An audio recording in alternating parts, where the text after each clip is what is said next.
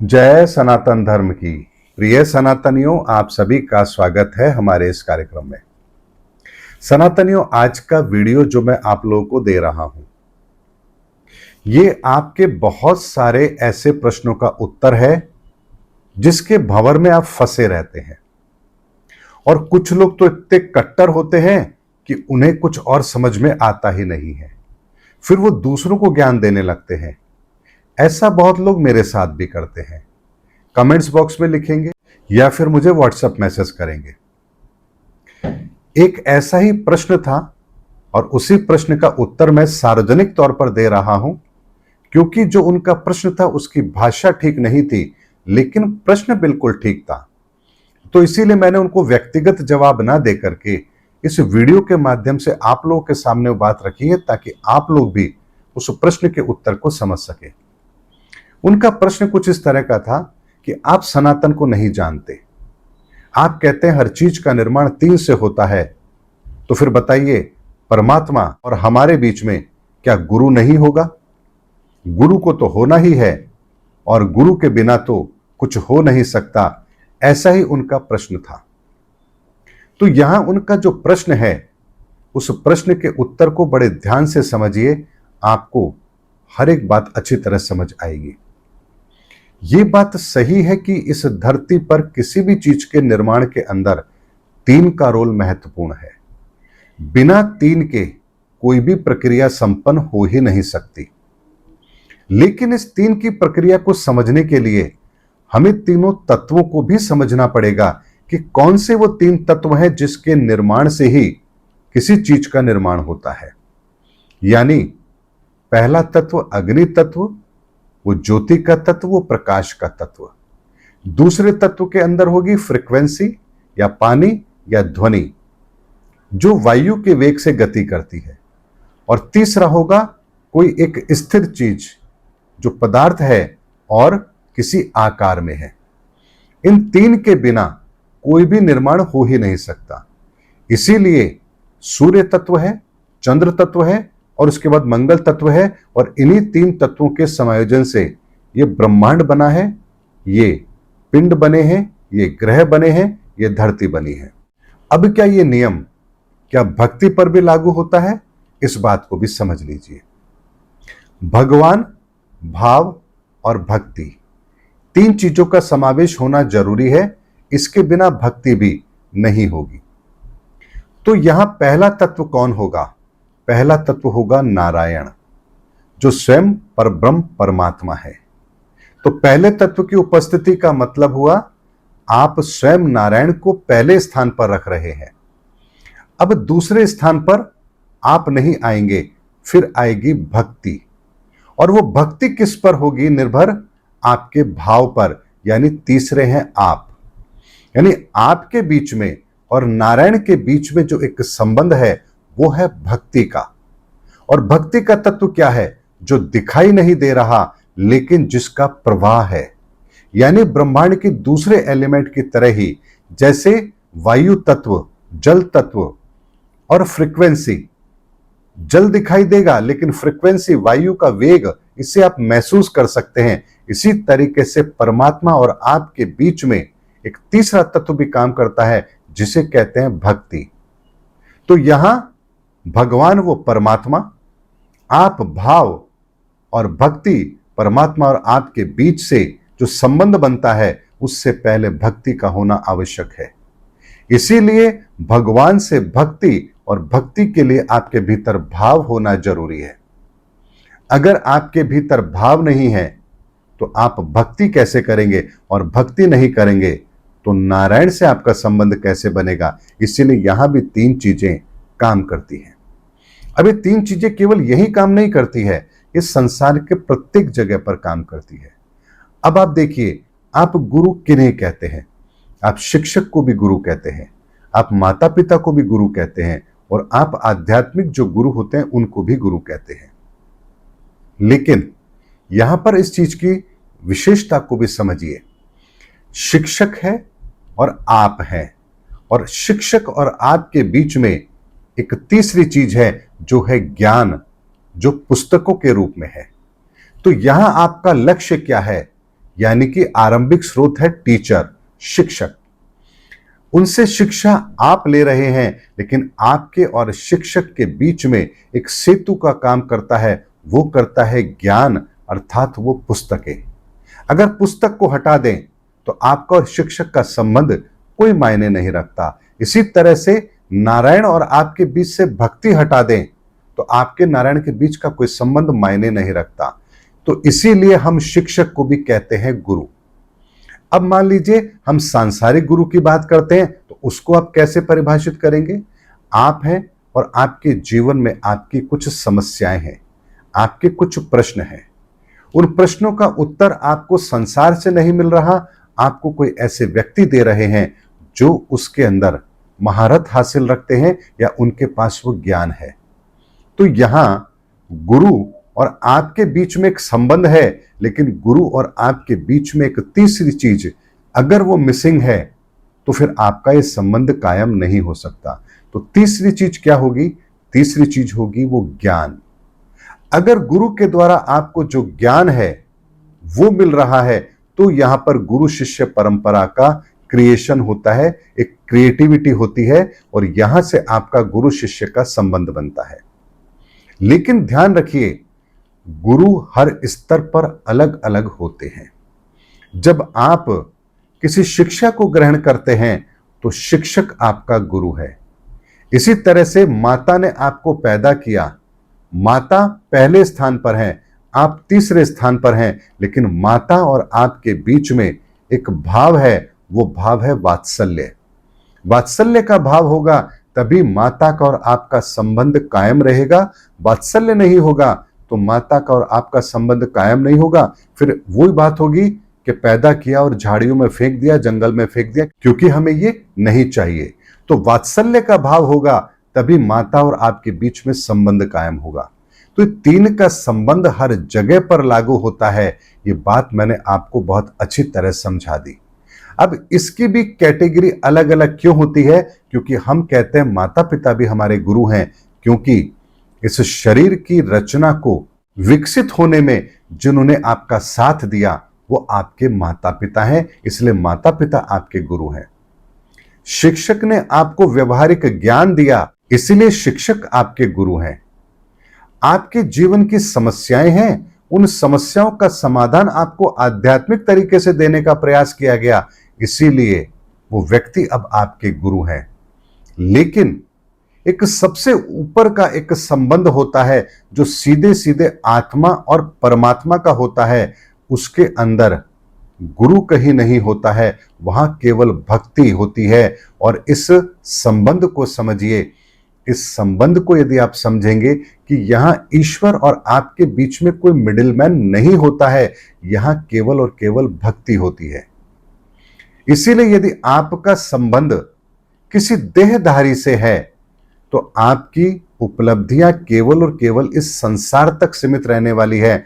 आप ये मत सोचिए कि इस संसार को छोड़कर जब आप आगे जाएंगे तो यहां कोई चीज आपके काम आने वाली है, क्योंकि आपका संबंध भौतिक स्तर पर किसी शरीर के साथ हुआ है। पारलौकिक जगत के अंदर वो शरीर आपके साथ नहीं जाएगा। पारलौकिक संबंधों में आपकी आत्मा और परमात्मा और उसके बीच में आपकी भक्ति का संबंध ही रहेगा। इसीलिए सनातन ये वो बातें हैं जिन बातों को समझने के लिए हमारी सोच का स्तर बड़ा होना जरूरी है, वरना आप वही गलती करेंगे, अरे यही हमारे सब कुछ है, यही हमारे सब कुछ है। लेकिन आप एक बात को समझ लीजिए, आपकी उपयोगिता किस तरह की है उसी के आधार पर आप गुरु का चयन करेंगे। अगर आपकी कामना सांसारिक है तो आप किसी ऐसे ही गुरु का चयन करेंगे जो सांसारिक कामना की पूर्ति कर दे। अगर आपकी आध्यात्मिक चेतना की जागृति की अगर आपकी तलाश है तो आपको गुरु ऐसे मिलेंगे जो आपको उस आध्यात्मिक जागृति की ओर आपको बढ़ा दें। लेकिन सनातन एक बात को समझिए, 2010 के अंदर ईश्वर के द्वारा इस धरती पर गुरु तत्व को समाप्त कर दिया गया है। यह मैं किसी शास्त्र ग्रंथ में लिखी हुई बात नहीं कह रहा हूं, किसी व्यक्ति के द्वारा कही हुई बात नहीं कह रहा हूं, किसी आध्यात्मिक संगठन का उद्घोष नहीं कह रहा हूं। मैं ये वो बात कह रहा हूं जो स्वयं ईश्वरीय मुख से निकली है और प्रत्यक्ष तौर पर ईश्वर ने ये वाणी कही थी कि 2010 के बाद इस धरती से गुरु तत्व समाप्त कर दिया गया है, क्योंकि अब धर्म युग के अंदर ईश्वर से प्रत्यक्ष संबंध जीव का होगा, यहां मिडिल मैन की जरूरत होगी ही नहीं। और ये वो बात है जो इस धरती की नहीं है, उस पारलौकिक जगत के अंदर बकायदा जैसे मीटिंग होती है, उसी मीटिंग के अंदर ये बात कही गई है। ये बात आपको कितनी समझ आएगी मुझे नहीं पता, क्योंकि बहुत सारे रहस्य हैं जो मैंने अभी तक आप लोगों के सामने रखे ही नहीं हैं।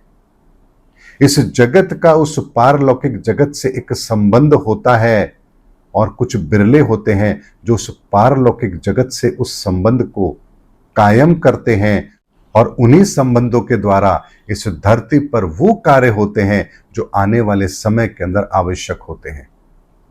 इसीलिए अभी तो ना हम धर्म जानते हैं, ना सनातन जानते हैं, ना भक्ति जानते हैं, ना भक्ति भाव जानते हैं। हम तो केवल और केवल किसी चीज को पकड़कर बैठ जाते हैं और हम समझते हैं कि हमने संपूर्ण ब्रह्मांड समझ लिया। अरे अगर ईश्वर की रचना के अंदर भी अगर उन्हें त्रिदेवों की जरूरत पड़ी तो एक बात को समझिए, क्या एक देव से काम नहीं चल सकता था? तो यहां त्रिदेवों की जरूरत क्यों पड़ी? इतने देवी देवताओं की जरूरत क्यों पड़ी? इतने सारे मनुष्यों की जरूरत क्यों पड़ी?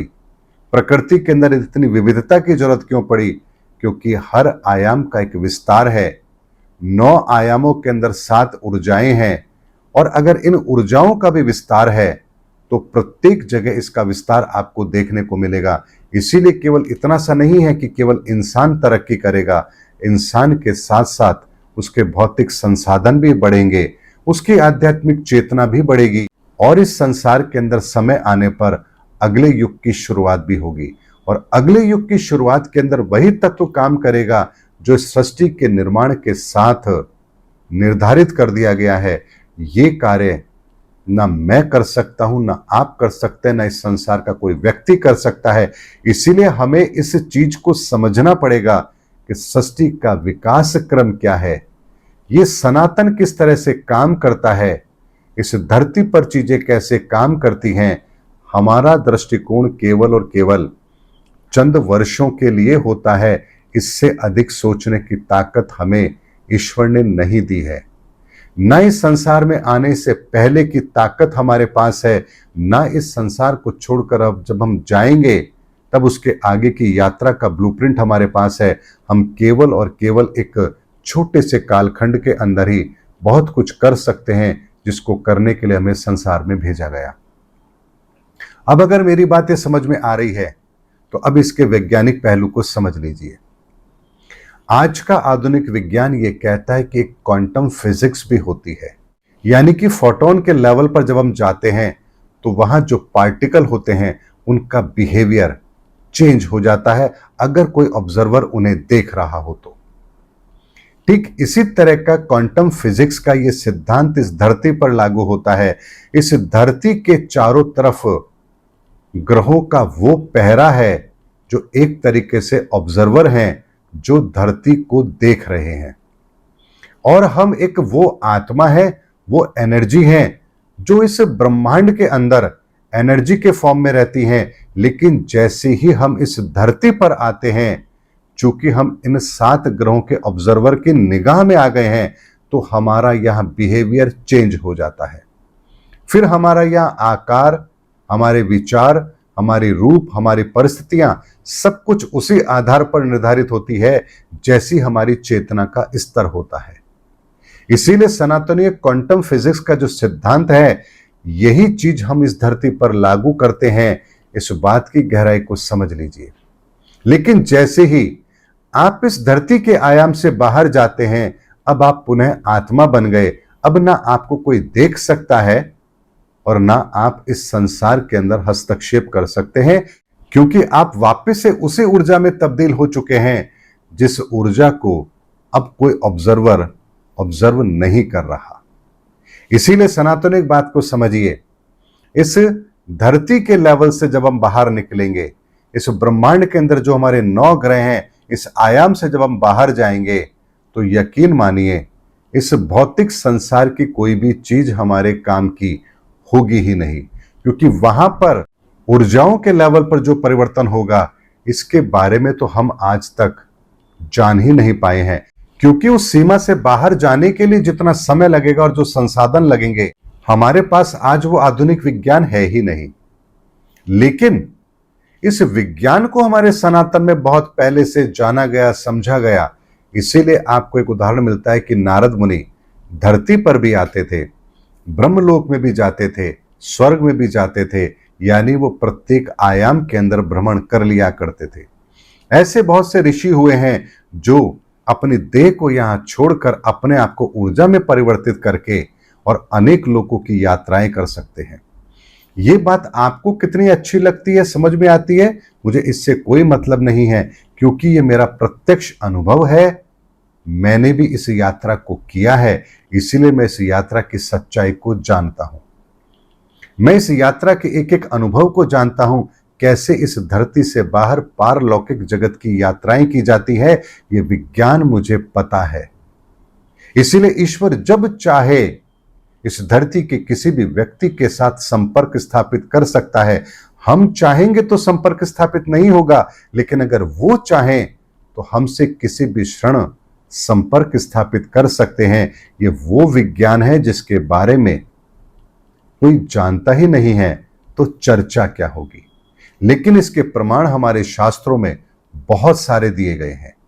इसीलिए केवल एक चीज को लेकर के अगर आप सोच रहे हैं कि आपने संपूर्णता को प्राप्त कर लिया, मैंने कहा हर चीज 3 से मिलकर बनी है और आपने उस पैरामीटर पर अपने ही हिसाब से थ्योरी लगा ली, तो एक बात को समझिए, अभी तो केवल मैंने इतना कहा है कि किसी भी चीज के निर्माण में 3 की आवश्यकता होती है, लेकिन इसके आगे का विज्ञान तो अभी आपको पता ही नहीं है। ये 3 का विज्ञान लागू कैसे होता है ये तो आप जानते ही नहीं है।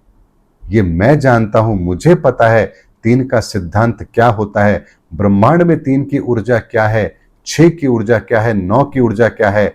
निकोला टेस्ला जिस रहस्य को नहीं खोज पाया वो आधुनिक विज्ञान मेरे पास है, मैं जानता हूं उस चीज को, लेकिन मैं कोई दावा इसलिए नहीं करता क्योंकि मुझे किसी संसार की भौतिक उपलब्धि से मतलब नहीं है।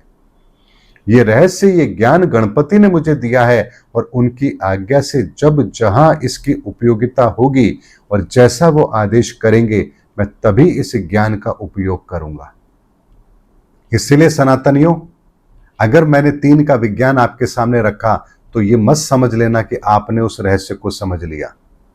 ये ठीक उसी तरह की बात है जैसे मैंने आपको एक छोटा सा गणित का फॉर्मूला बताया कि देखिए 5 + 5 अगर इसको जोड़ेंगे तो 10 होंगे। मैंने आपको ये विज्ञान बता दिया, अब आपने इस विज्ञान को अप्लाई किया, आपने 9 + 9 जोड़ा, आंसर निकाल लिया, 2 + 3 जोड़ा, आंसर निकाल लिया। आपको लगा आपने जोड़ना सीख लिया। लेकिन यदि मैं आपसे कहूं √3 + √5 इसका आंसर क्या होगा, तो ये नियम वहां लागू नहीं होगा। √3 + 1.3285 इसको जोड़िए, यहां नियम दूसरे लागू होंगे। 1/4 + 3/4/3/4 इसको काउंट करिए, आपका विज्ञान बदल जाएगा। इसीलिए सनातनियों, इस 3 के विज्ञान का एक छोटा सा नमूना मैंने आप लोगों के सामने रखा है। अभी तो इसकी बहुत गहराई बाकी है। अभी तो आपने केवल अल्फाबेट को समझना सीखा है, अभी तो इसकी अनंत गहराई बाकी है। इसीलिए जिन्होंने भी मुझे प्रश्न किया था वो इंडिया से बाहर के हैं, वो नंबर इंडिया से बाहर का था, लेकिन ये आंसर ऐसा था जो प्रत्येक व्यक्ति को पता होना चाहिए। इसीलिए मैंने वीडियो बनाकर आप लोगों के सामने रखा। इसीलिए सनातनियों, हमारे धार्मिक शास्त्र ग्रंथों में इतनी मिलावट है कि जिस मिलावट को समझना बहुत जरूरी है, क्योंकि गुरु तत्व को 2010 में जब समाप्त कर दिया गया है तो अब यहां पर धर्म की स्थापना का कार्य होना है, और धर्म की स्थापना का कार्य होना है तो वहां गुरु तत्व की आवश्यकता नहीं होगी, बल्कि धर्म की आवश्यकता होगी। और धर्म स्थापना का कार्य जो होगा वो ब्रह्मांड के आयामों के लेवल पर होगा, वो प्रत्येक आयाम के द्वारा होगा, वो केवल एक आयाम के आधार पर नहीं होगा। इसीलिए धर्म युग के अंदर हर चीज बैलेंस होगी।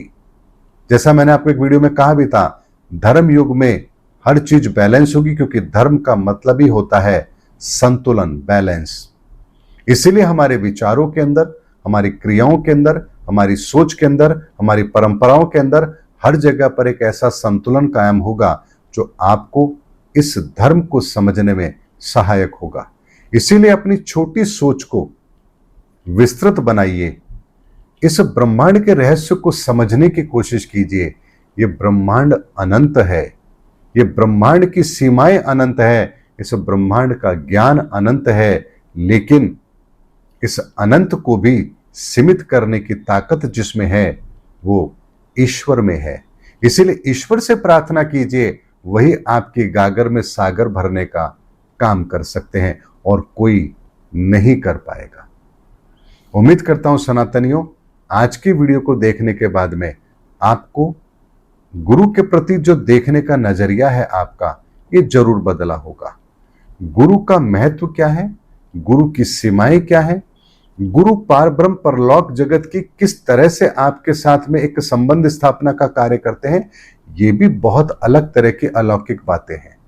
बहुत से ऐसे गुरु हुए हैं जो उस ईश्वरीय सत्ता को जानते हैं, उस ईश्वरीय सत्ता से उनका संबंध है और वो चाहे जिसे उस ईश्वरीय सत्ता के साथ उनका साक्षात्कार करा सकते हैं। यही पहचान ओरिजिनल गुरु की होती है। यानी वो कहने की जगह आपको सीधे सीधे इस जगत से उस जगत की यात्राएं कराने की ताकत रखते हैं और वही पूर्ण गुरु होते हैं। इस बात को ध्यान से समझ लीजिएगा। इसलिए शाब्दिक अर्थों के पीछे मत भागिए। और जो मैंने कहा कि वो जो ताकत रखते हैं वो गुरु, जब 2010 के बाद गुरु तत्व को समाप्त कर दिया गया है तो ये व्यवस्था भी अब समाप्त हो चुकी है। यानी इस धरती पर इस समय पर ऐसा कोई व्यक्ति नहीं है जो आपको उस अंतर जगत की यात्रा करा सके, क्योंकि ये प्रक्रिया इतनी अलग प्रक्रिया है जिसके संदर्भ में मैं आपसे क्या कहूं, क्योंकि जो कहूंगा वो आप लोगों के समझ में आएगा नहीं, क्योंकि ये प्रत्यक्ष अनुभूति है जो मैंने की है और ईश्वर की कृपा से की है। इसीलिए अब धर्म युग में प्रवेश करने की तैयारी कीजिए। बहुत बड़ा ज्ञान, बहुत बड़ा विज्ञान और प्रत्यक्ष ईश्वर की कृपा हमारा इंतजार कर रही है। हमें उसकी तैयारी करनी है। और इससे बड़ी खुशी की बात और क्या होगी कि स्वयं परमात्मा अब इस धरा पर उतरकर हमें निर्देशित करने का कार्य करेंगे। इससे बड़ा सुनहरा पल हमारे लिए और क्या हो सकता है। उम्मीद करता हूं सनातनियों, मेरा वीडियो आपको जरूर समझ आया होगा। अगले वीडियो में आपसे फिर भेंट होगी। तब तक हमारे चैनल पर बने रहिए। जय सनातन धर्म की, जय धर्म युग की, जय सनातन विश्व।